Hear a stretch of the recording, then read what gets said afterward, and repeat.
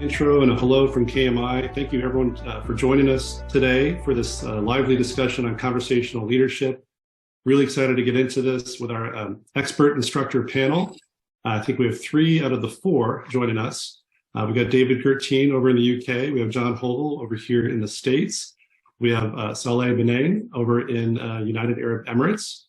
And Donita, the other instructor, I think has a video that David will show for us quickly as soon as David takes over. So for those of you who are new to KMI, we do webinars quite a bit. I think we're best known as the home of the Certified Knowledge Manager program. That's the #1 certification worldwide for knowledge managers, in case you didn't know. But we're also really excited about the new Conversational Leadership debut class that's coming up in the end of February 27th. So this is kind of part of that overall launch to meet today to talk about CL and what it means for anyone who wants to get into conversational leadership. But if you have any questions about the class coming up, please feel free to reach out to us. We can send you more details. And as you can see, there is an early bird discount that is in effect through December 31st. So let me go ahead and back out. Oh, by the way, if you want to check our webinars, you can go to the webinars header over here, and that's all the latest activity, all the recent recordings that we've done. And John Hovell is a big part of a lot of these, especially the top 5 themed webinars. So do check that out for more great content. Okay, let me back out. And David, let me go ahead and hand over to you. I know you want to show that video and get us started. So yep. Please, thank you. Absolutely. Okay, a big thank you, Eric, and welcome to everyone. Great to see you here. It looks like we've got 63 people currently online. So let me just start off with a little bit of background, a little bit of introduction. Most of you know me, I think, probably from my knowledge cafes that I've been running since September 2002, so for the last 20 years. So I've always had a long-standing interest in conversation, and that started to pick up probably 6 or 7 years ago. And I started to write a book, a cross between a blog and a book online on something that I started to call conversational leadership. And you can go find that book if you're interested. But then in the last few years, probably the last 3 or 4 years, John might remind me, I've been working with other people. I've been working with John, with Saule and Donita to like further develop some of the sort of nascent ideas I had around conversational leadership. And yeah, we've run a few workshops together, and as Eric just said, we're running something again in February. But we thought we'd get together and do this little webinar and just introduce anybody who was interested into what the concept was. And it's still emerging. We're still I guess it's fair to say that all 4 of us have got, shall we say, complementary perspectives on what conversational leadership is. There's some things we fundamentally disagree on, but most things we agree on, and there's just a tremendous sort of degree of overlap.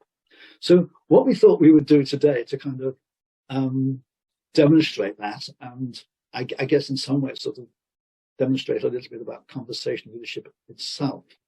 What we're going to do, all 4 of us are going to each give our own perspective. We're going to spend 3 minutes each to give our own perspective on conversational leadership. I'm going to go first, then Saule, then John, then Donita, who unfortunately couldn't be here today. She's very kindly recorded a lovely little video, which we will play at the end. So you'll have 4 different perspectives on what knowledge management is. We're then going to have a little 10-minute conversation amongst ourselves and maybe challenge ourselves a little bit on our differences.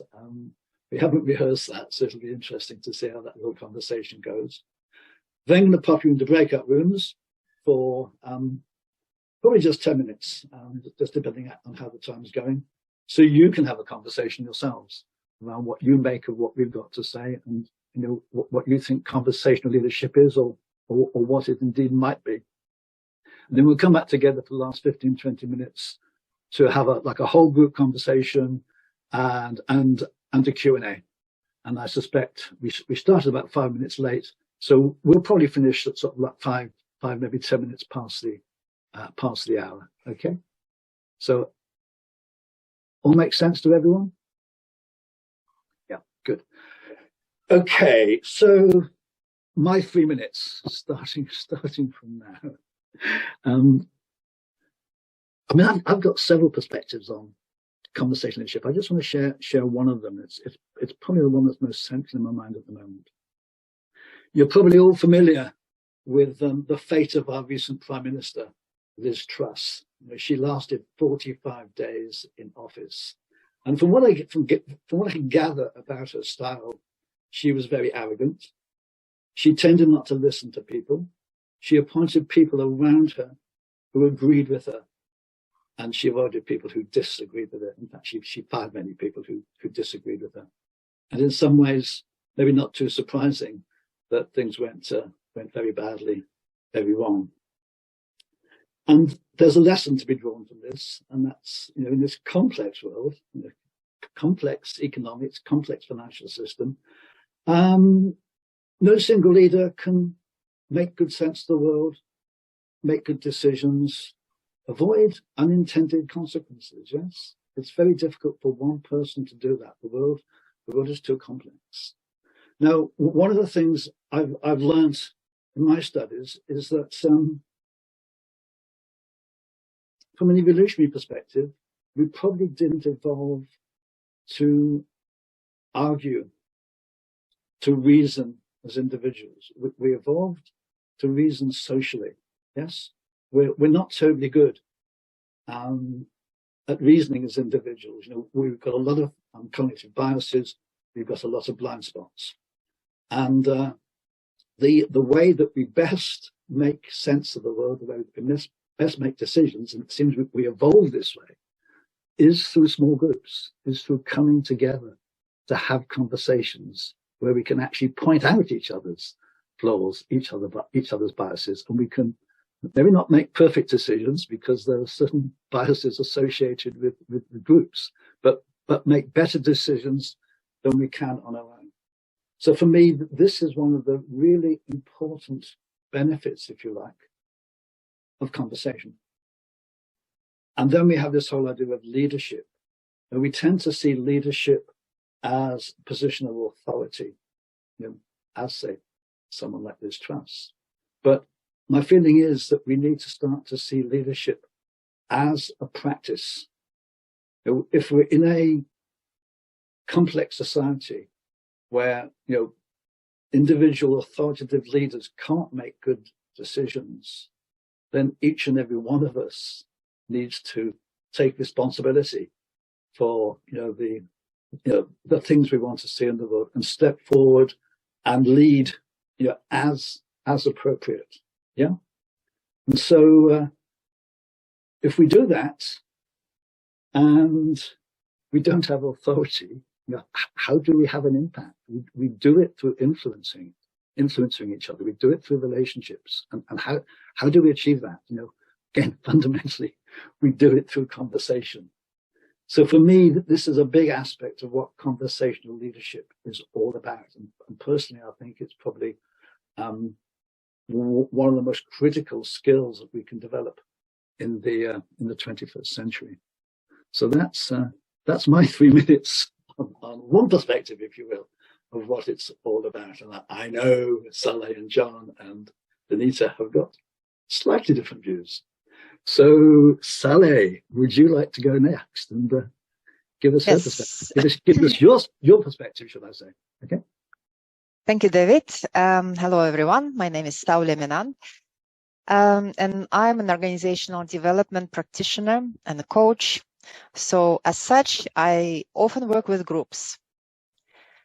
And perhaps my perspective, let me explain with a story. So some long time ago, I was facilitating a conflict resolution between two teams in the company, in an organization. And the two teams have been blaming each other for the poor outcome. So we spent the whole day talking about issues. But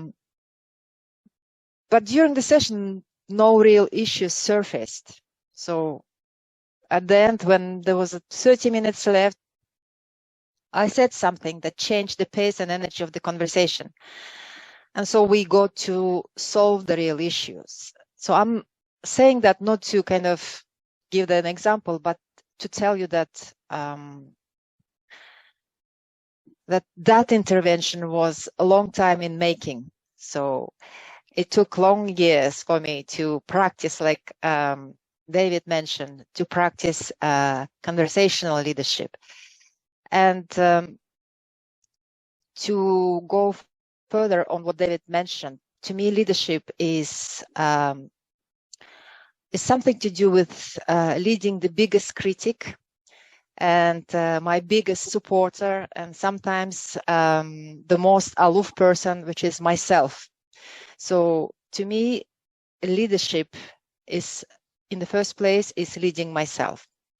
And that means being aware of my own patterns, intentions, strengths, and being more intentional in the conversations with my thoughts, feelings, and actions. So for me, self-awareness is a big part of conversational leadership. And like David said, conversational leadership, and I agree on that, is ultimately about influence. But it's not only influence on others, it's also being influenced yourself.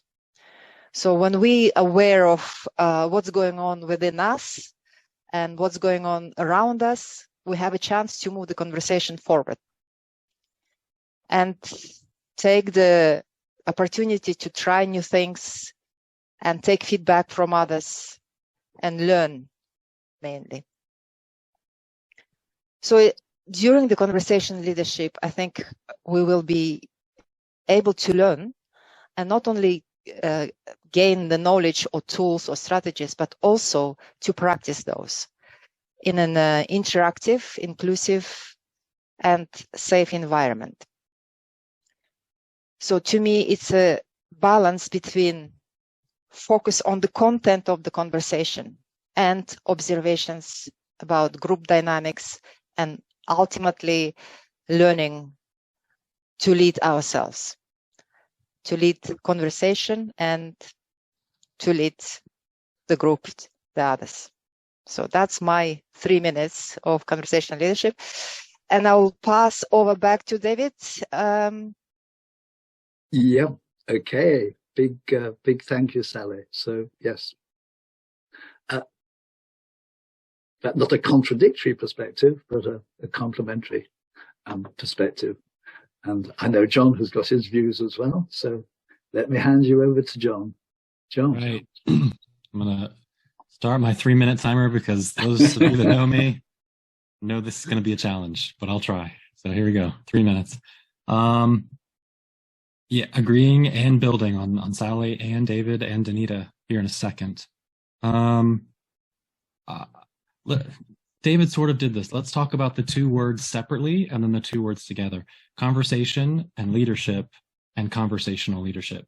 What I might offer is that if you look up the word conversation in the dictionary or on Chat GPT, ask it what conversation is, it's going to tell you two people talking. And one of the things that I'd love for you to consider is, I think conversation is way bigger than two people. I think it can be 3, 5, 10, 8 billion people in conversation. And I'm also not sure that it's talking. I think dialogue is different than talking. To me, David taught me these phrases of parallel soliloquies or serial monologues. And I don't know about you, but a vast majority of my conversations are not relational. I'm talking at a person, they're barely listening, and then they're talking at or past me, and I'm barely listening. I myself would like to sort of embrace that conversation being more than talk, being relational, and being in this conversation right now, but then across conversations, halfway. Leadership. David said it, and I'll throw out Henry Mintzberg uses the word communityship. And the idea of communityship is he says it, of course, as the creator of the word or the concept better than anybody else can. Basically, unfortunately, the word or the notion of leadership has been burned. Leadership means one person yelling or nicely telling everyone else what to do. And that's not what we mean by leadership, but that's what the word basically has become, if I'm a little bit provocative. So it's meant to be, communityship is different than shared leadership, but some kind of sense of community. And with 30 seconds left, I think all I'll say is when the two come together, they result in 3 questions, I think, that I'll type in the chat. Question number 1, what is the conversation we need to be having right now? This group, what is the conversation we need to be having? Not the superficial one, unless that's what we need. That was Saule's example too. Question number 2, in what way do we need to have that conversation? Do we need to be raising our hands? Do we all need to be talking at the same time? Emotional, not emotional? And with 0 seconds left, I will say the final question is one that we've just added recently. How is this conversation right now forming community? Okay. David, Thank back you, to you John. and Donita. Amazing that you kept to time there. I think I went over a little bit. Nice. Okay, so we have 3 perspectives on conversational leadership. Let's ask Donita what she has to say. So let me do a little bit of screen sharing here. Share sound, video. Here she goes. Here's the lovely Donita. Hello, everyone. My name is Donita Volkwijn, and I am colleagues with John, Saule, and David. And I really wish I could be there today, but unfortunately I couldn't. But I do want to give my 2 cents about what I believe conversational leadership is. Very simply, at its simplest level, it is creating conversations that transform. It could be transforming yourself, a group, someone else, a sector, the world. I like to think big, but it's in order to create those conversations, there's a lot of preparation that has to go into it. I often feel like we're speaking English to each other. Most of us are speaking English to each other. And we so often don't grasp what we're trying to say to each other. And I'm thinking, if we're all speaking quote unquote the same language and we still can't understand what's being said, what does that say about how we communicate? So the secret of conversational leadership is finding tools that help a person create those conversations, and that can get those conversations into a place where they can be accepted. Because you can try and go into a place and have a conversation that's going to be a little difficult, a little spicy, if you will, or actually something that's going to create an upset. I work in racial equity as well, and you can't just go into some organizations and start talking about racial equity without any sort of preparation. So what we do with conversational leadership is find those tools. And a lot of people say, why, we already have conversations, why do we need to do more? Are the conversations that you have, that you're having, do you come out feeling changed? Do you come out feeling energized? Do you find yourself working for the greater good, whether the greater good is for your organization or for the world at large? It can be the smallest exchange between people, and it can be something that can reach masses. And I think in this day and age, it's important for us to be able to communicate with each other from a place of strength and vulnerability. And in order to get there, in order to get to trust, in order to get to empathy, which is really what needs to be in place before a conversation can change anything, you need tools. And that's what conversational leadership is about. I hope you have a great time today, and I send my love to anyone I might know, and definitely to the facilitators. Thank you so much. Bye-bye. Okay, so thank you, Donita. So now we've got 4 perspectives. So what I'd like to do now, let's see if I can do this. Let's put the spotlight on Saule and put the spotlight on John's there. And let's put me on the spotlight. And John, there we go, 3 of us. John, you're good at timing. We've got Sure. 10 minutes. 10 minutes. To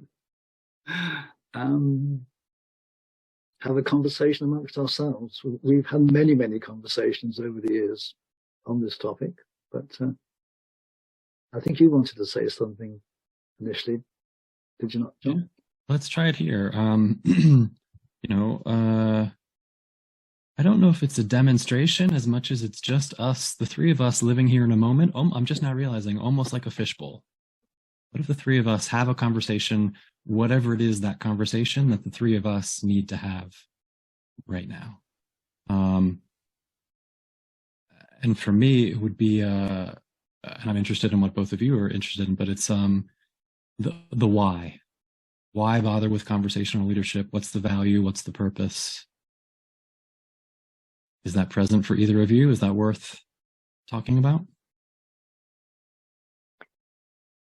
Yes, it is. But before we go there, can I just say something to everyone? I can't type for some reason. I was trying to type the answer to the question they asked me, but I couldn't type. There's something wrong with my keyboard. So I will answer it at the end of the session, your question. Okay, if that's okay. Hey. I would just add, John, when I started to think about conversation, I guess, I've been running the lunch cafes for some years, and I appreciated, if you like, the power of conversation and the need for better conversations, and maybe some of the things that Donita talked about, whether it's vulnerability and empathy. And having better conversations, I hope everyone would agree, it's a good thing. But for me, the nagging question was, but I think conversation is more than that. I think it's far more powerful, and I just think we don't fully appreciate it. And I was having great difficulty figuring out why, because it was more just a hunch. And so my quest for the last couple of years has been in search of why I feel that conversation is as important, is as powerful as it really is. And that's why it's great working with you guys, because you bring, again, it's this social reasoning. You bring different perspectives, you trigger different thoughts and ideas in me, and you send me down different paths. The one that is so present from the path that's present for me, David, is I think exactly what you're saying. Like, yes, conversational leadership is about this conversation right now, the 3 of us and 60 people, right? Yes. And so, you've heard of difficult conversations, you've heard of crucial conversations. There are lots, how to deal with difficult people, lots of great. So yes, interested in that. Maybe what we're adding, or at least what's got me riveted really, is, and Saule, I loved how you told a story before. So a quick story from me. My father, who passed away in 2019, really wanted me to play basketball. He loved basketball. And so I played basketball, but my heart wasn't really in it. I didn't really enjoy basketball as much as I liked baseball. It wasn't a single conversation with my father. We were talking about this before, like, I can't recall a single pivotal conversation with him or others, but there were definitely pieces of conversations that strung together, and Dr. Joel Brown Grant is in a very similar space to us, mostly storytelling. He shared with us this word of discourse. What is the overall discourse that's going on around the world? And I could have said, well, there was a discourse just in my own family about activities and hobbies. And so I look back and I even wondered for myself this day, this path I'm on, do I, self-awareness, Saule, am I aware of my own needs? Can I speak my own truth? Or do I frankly do a lot of people pleasing or saying yes to what everybody else wants me to do? And I think that is a conversation that I need to practice. Saule? Yes, thank you, John. Your story made me think of my own story. And I agree with you. It's not just one conversation, it's pieces of conversation, and there might be different conversation, but the conversation that, to me, that you remember is the conversations that shape you, and you continuously come back to those conversations. And for me, it was similar to what you were saying. I played piano when I was a kid, and then my teacher wanted me to go to music. And like you said, I thought, no, I will do what I want. So when I came to him and I said to my teacher, you know, I'm not going to go to music. And he said, where are you going? And I said, at that time, I'm going to go to this food technology profession. And at that time, he said to me, you changed music for the meat. And that conversation is stayed with me for the rest of my life. Every time when I come to the decision point, I'm thinking, it's about choice, right? So, and that conversation keeps running in my head, whether, you know, am I changing something for something else when I have to make decisions? So it doesn't have to be, to me, it doesn't have to be always something that, you know, that heavy, but I just wanted to share with you that some of the conversation have affect us in a very profound way. But I'm sure there are some conversation that maybe not that profound, but in the moment they might have the same effect as the one I mentioned. So David, you have a story. I have a story, yes, and I'm just thinking back, and again, you use those words, conversations that shape us. And I'm always reflecting on who I am. You know, why am I who I am? Why do I think the way that I do? Why am I doing what I'm doing now? Interested in conversation. And I keep coming back to, you know, I've always been curious ever since I was a little boy. So, you know, question to me is, why am I so curious? My story is, when I was about 7, maybe 8 years old, my father had fought in the Second World War. He'd fought in the North African desert. He had slept under the stars. So he knew what the night sky was like.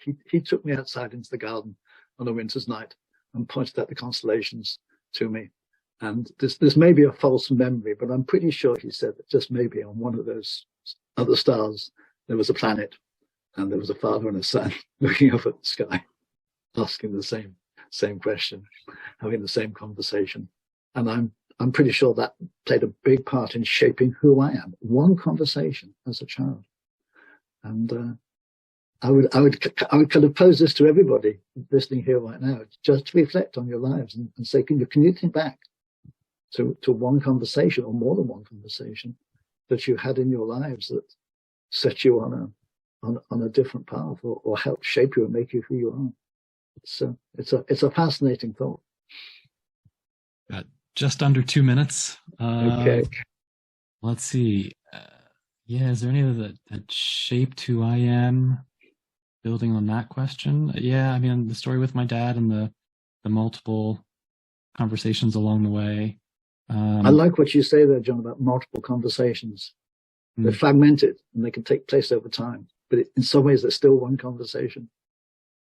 Yeah, and that's I was trying to say that earlier too. My quick description of so David White is another person that calls his work conversational leadership. So those 3 questions I mentioned, he puts a question number 0. He puts a question before question number 1, which is what's the conversation we need to have right now?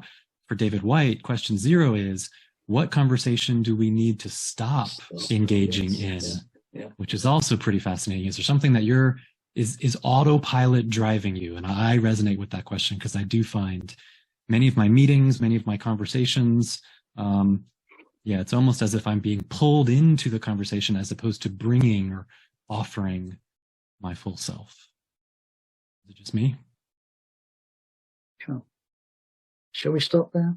Seems a good point. It's like all conversations. They take a life of their own. We didn't rehearse this conversation. It's taken us somewhere. I hope you've enjoyed it. But what we'll do now, you get the chance to have your conversations. This is, as you well know, one of the lovely things about Zoom. So we've got 58 people here. And what I'm going to do is put you in breakout rooms, probably 4 or 5 people per room. And I say we don't have long, so I'm just going to give you 10 minutes to have a conversation about conversation leadership, maybe share a story, a conversation that shaped you,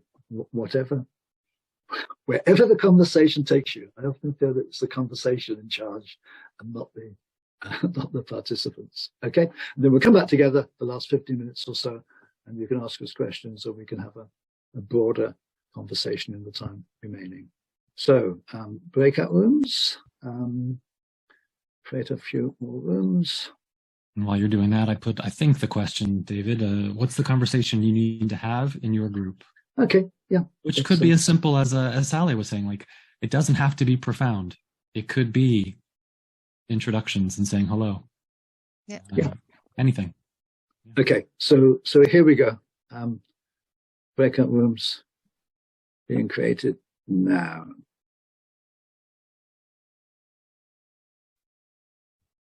All right, I think we're on our way back to the main room.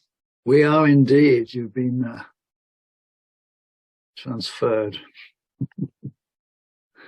So look, it's 10 to the hour now. Let's just run over by 5 minutes if that's okay. I think John, you need to leave on the hour. But let me just let's just spotlight. Let's just spotlight us three. There we go. So, thoughts, insights, questions, feelings, differences of opinion, whatever's on your mind. Anyone?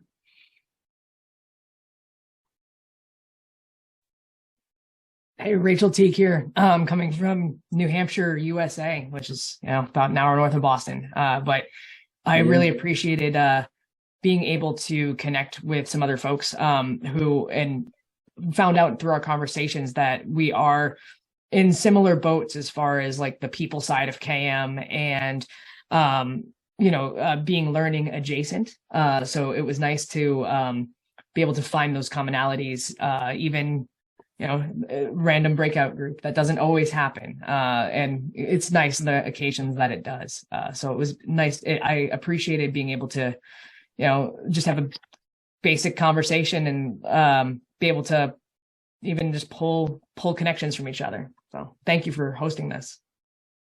Okay. It's a pity we don't have a little bit longer for conversation, but that's you should come along to one of my knowledge cafes or one of John's cafes that he runs. And, always. I would love to do that. They are all about conversation. Sanjay, I see your hand raised. Oh, yes. Sorry, Sanjay. Yes. I was just, it was quite interesting. We were just wondering about the application in the corporate world. So Garrett had some ideas on that, what is to have an important question. I think maybe she can only clarify her points again if she likes. And maybe others can add to it as well. Gareth? Oh, you're on mute. There we go. There you go. Thank you. Well, we kind of hit on two things. One is the importance of establishing a few guidelines before you even attempt to engage in a conversation. And at the outset, we also talked about that there's a lot of vocabulary out there, and that a similar dialogue, it comes in the work of Senge and David Bohm and circles and all sorts of things. So getting as you three have attempted, kind of a common understanding of the dialogue, or I mean the vocabulary that we're talking about. And then I gave an example of how I've used with guidelines and the important question ahead of time in an important team in a big organization, and how we literally picked up a Coke bottle or a pen and said, this is a talking stick. Here's the question. Here's how we're going to go about it. It can work, and it's kind of teaching the participants with a few basic guidelines how to behave, and magic can happen with when that happens. So it's such an exciting thought that just talking together in a constructive, guided way can create magic. So thank you very much. Yeah, and I like that she also added that we respect each other, independent of our role or position, and then we come up with something constructive and something new out of it. We felt. I would add one more thing too, is, if I might, that one of the definitions of dialogue is that it is divergent. You start with divergent points of view. You want a group of people who have different points of view. Then it's like, yes, we get to add our ideas to the center of the circle, and what could emerge is something that none of us could have imagined, because we are not cookie cutters, but that we are different. And I think the 3 or the 4 of you who are doing this kind of work is a perfect example, that you come, but you bring different ideas. So applause. Gareth and Prabodh? Yes, there were 3 of us, and we felt that in order to get into a dialogue, we needed to know where each was coming from. So that's where we started. And I had 2 people who had a form of legal background. So we posed a question about justice, and we had a good dialogue. What does justice mean from different perspectives? Yeah, my group also. Oh, Dr. Green, Annie, over to you. Yeah. Hi. Yeah, we kind of began with personal conversation, and how sometimes it starts off wrong because it starts off not in context. For example, when someone says, "What are you doing Friday night?" And, you begin to think, why are they asking me this? What are they trying to trip me into, Whereas it would be a lot easier if they kind of said, hey, I'm going to be doing this Friday night. Care to join me? Or, if they want you to babysit, hey, I want to go out. Can you watch the kids? So it depends on, with personal, those types of contexts and, putting things in perspective. And then in business, though, we were talking kind of like in meetings, and how sometimes they can go astray so much because the conversation really isn't focused. And sometimes you want to know the purpose, and then you also want to know, the outcomes of what that meeting is. But it's kind of hairy because you don't want to lose any conversation, because apparently it's important to someone, but it's just not at that point in the conversation. So you have to, somehow or another set it up so that that conversation can occur, and you have the right people, so to speak, at the table, and to include transparency so that whomever's at the table can speak it up to those who need to know it and speak it down to those who need to know it. So it becomes like this, all of these tentacles out, but somehow or another, collaboration has to happen. So, but how do you contain it within an hour so you walk away with the outcomes that you want? Or a half hour within the outcomes, but then not lose the value in the other conversations that also need to happen. So I hope I said a mouthful, but I hope that makes sense.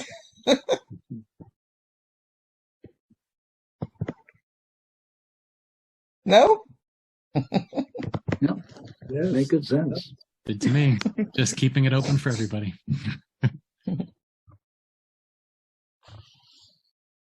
Other thoughts, insights? I really don't want to call on Abby, but I think I will. Abby, as a Abby, fellow yes. prior participant of conversational leadership, what's can I ask what's going on? I did take myself off mute, but I will also say there's more than one Abby here. So I had a moment of hoping it was the other Abby. For the other Abby, you're welcome to join us for the Abby conversation.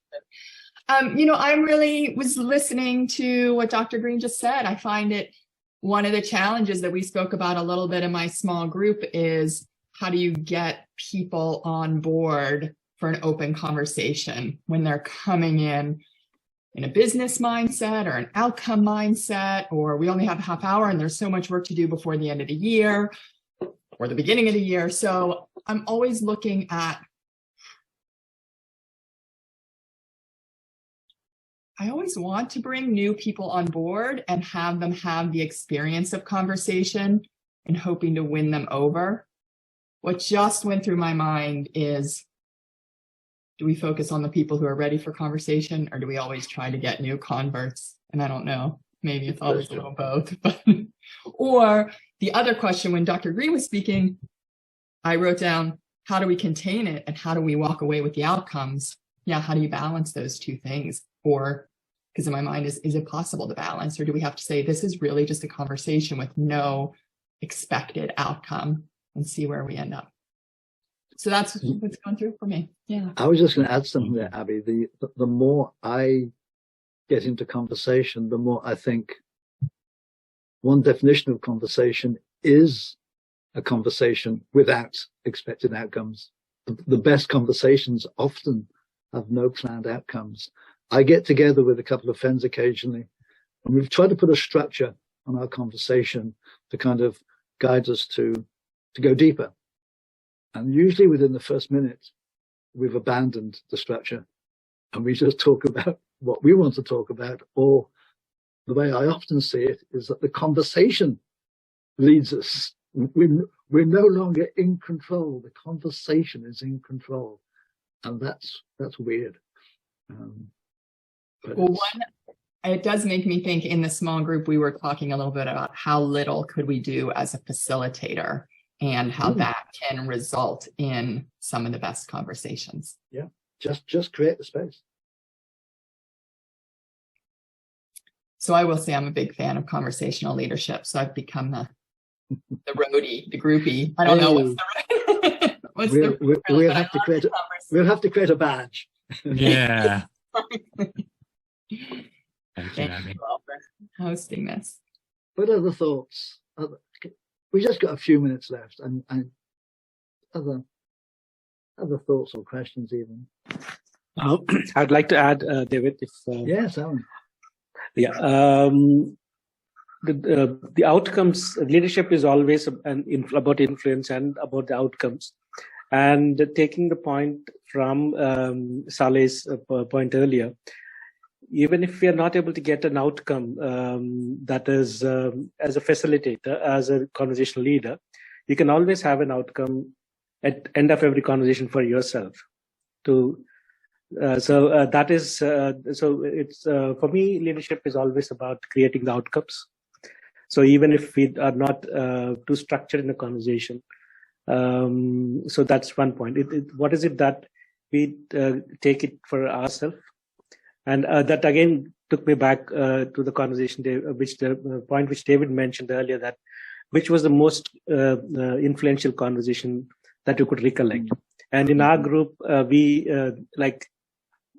because somebody talked about Basel, we could recollect conversations that happened this year, about 20 years ago, in our workspace, from people from Basel, and it does have the power. These conversations and timeline again. I think leadership, though, is looking at the future again, where we draw that the meaning from.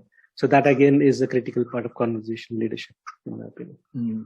I think the thing about conversation a lot of the time is sort of conversation I was just talking about, is that there are no maybe predetermined outcomes. We're not looking to make a decision or come away with certain things, but there are emergent outcomes. There are things that we never expected to come out of the conversation.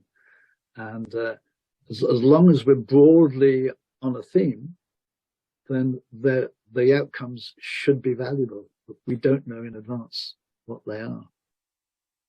But Annie Green, Annie, I think. Yeah, you have your hand when up. he said that, it rang a bell in my head, because one of the things I like to do at the end is to do the round table so that you could see what people got and the outcomes, so that it's captured. And it's so valuable at that point. And that's something that I began practicing. It's like I want to make certain that, I understood what everyone was walking away with. And not only that, to capture the knowledge and the insights from people so that I can leverage them. So that was a great conversation. Thanks. I think the circle, I mean, when I've got time, I do it in my cafes. I'll go around the circle, these are the face-to-face ones, and ask everybody to share an insight they're taking away. And I can remember in one cafe, there was one young woman there. She hadn't spoken. I noticed in the small group conversation, she had hardly engaged. In the large group conversation, she'd hardly engaged. When it came to her to speak and share her insights, she had some amazing insights, because she was more, I guess, of a listener than a talker. So even when you just listen, you're still learning. I just maybe sorry, someone is. Yeah. Oh, sorry, who is trying to come in there? Yes. Hi, Gareth here again. Yes, Gareth. Okay. A couple of thoughts just popped into my head, and that is that this is a concept and a model. And one of the things that I think is important is preparation, of course. And that what you've alluded to is, what do we need to do ahead of time with the group, and what do we need to do at the end? So kind of bookends, just to create the space. And then it's like, let the experience is conversation. But creating a framework or creating the space in which to have this conversation makes all the difference in the world. So preparation is a big deal. So thank you again. Okay, thank you.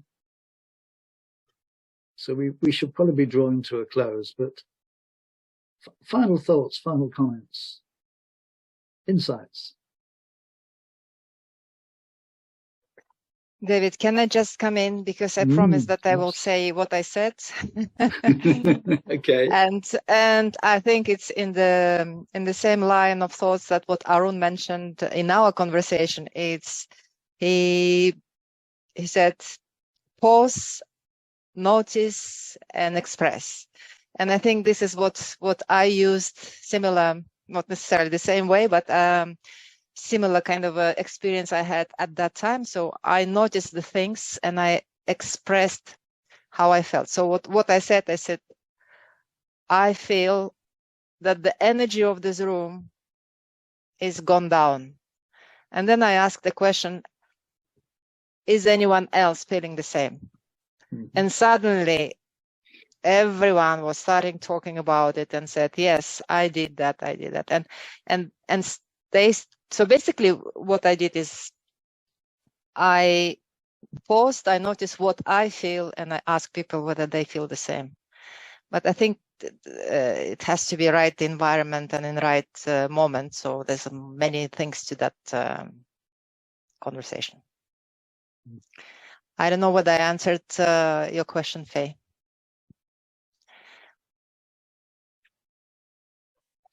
Okay. Anyone, the kind of last insights?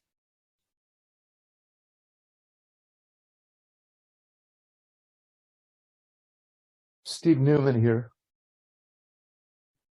And hey, do I need to raise my hand? No, you're okay. No. Come on in, Steve. Oh, okay. All right. Hold on. Let me. Yeah. Hi.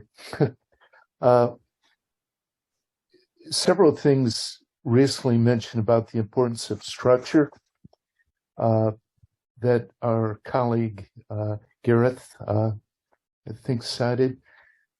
One thing that was very successful in promoting and defining the culture at NASA back when we started KM back in the year 2000, actually, we had gone through the IT development and we were going into the softer side, that is the face-to-face aspect of KM. And one of the things we did was create this thing called System Failure Case Study. And it was a quick read, 4-page failure summary of an out-of-sector failure event. Okay, it's tough for people to talk about Challenger in Columbia at NASA, but it's much easier to talk about failures at British Petroleum or TWA Flight 800 or something out of sector. So we created a safe environment and we had a quick read, like 4 pages. And then let's say 6 people, 3 of the 6 people had to take the position that that kind of a failure could never happen within our organization, our activity, our enterprise. The other 3 took the position that could happen here tomorrow. And they would then have a conversation. And the key was that the conversation helped define the culture as one of questioning, of challenging the status quo, of asking, gee whiz, maybe we're not. Maybe our processes and our procedures and our training and our leadership is not as perfect as we would hope. So it promoted the cultural norm of challenging, and we were using in a very purposeful, structured way conversation and discussion with the objective of changing the way people thought about their work. So, yeah, love it. Robin, Thanks, you have your hand up. Yeah, mine is initially a question. I mean, at what level do you think conversational leadership breaks down? I mean, if you're in a group or if you're in a team of how many, where does it actually break down? So even today, we've got 60 odd people on here. You've done very well at trying to facilitate, but you know, as we go into breakout rooms, we all separate a bit.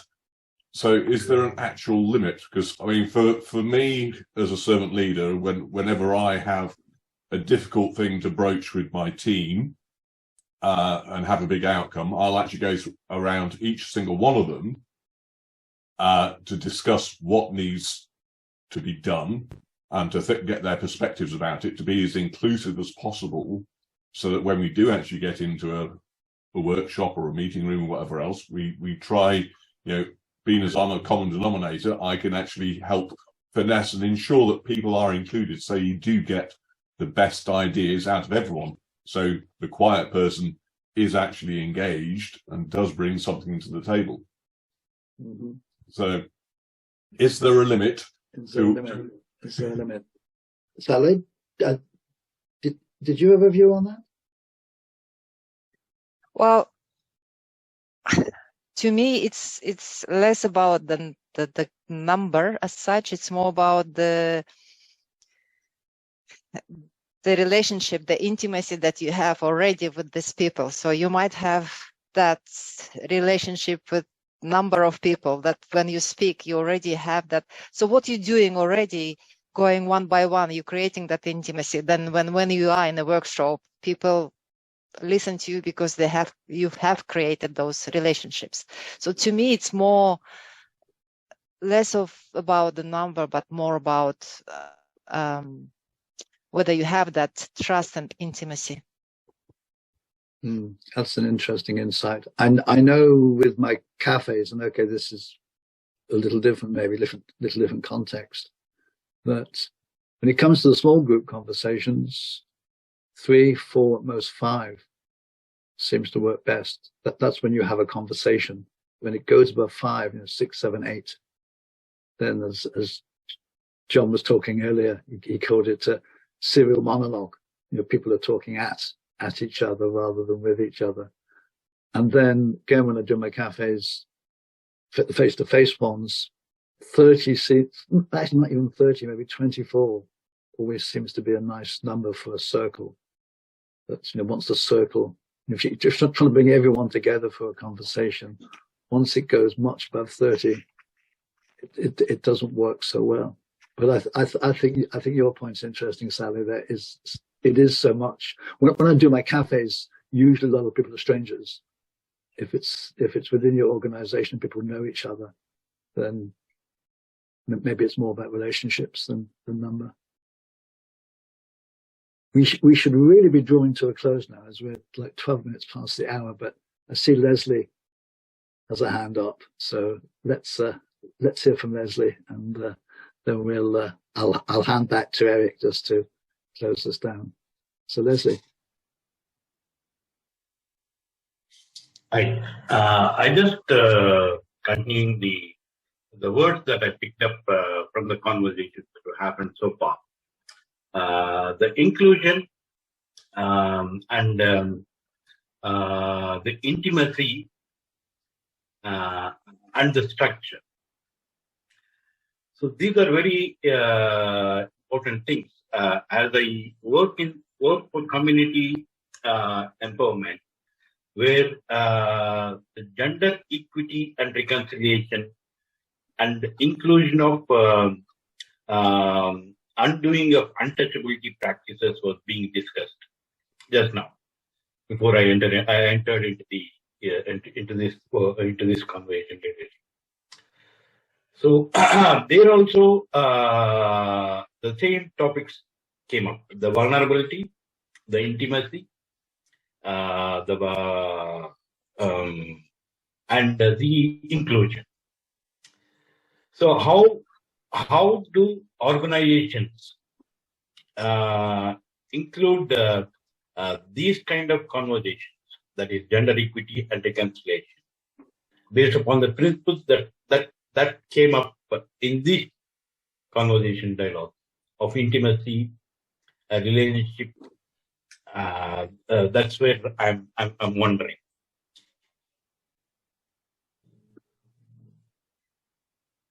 I think any answer to that's going to be a longish answer. Again, I'll defer to Saule.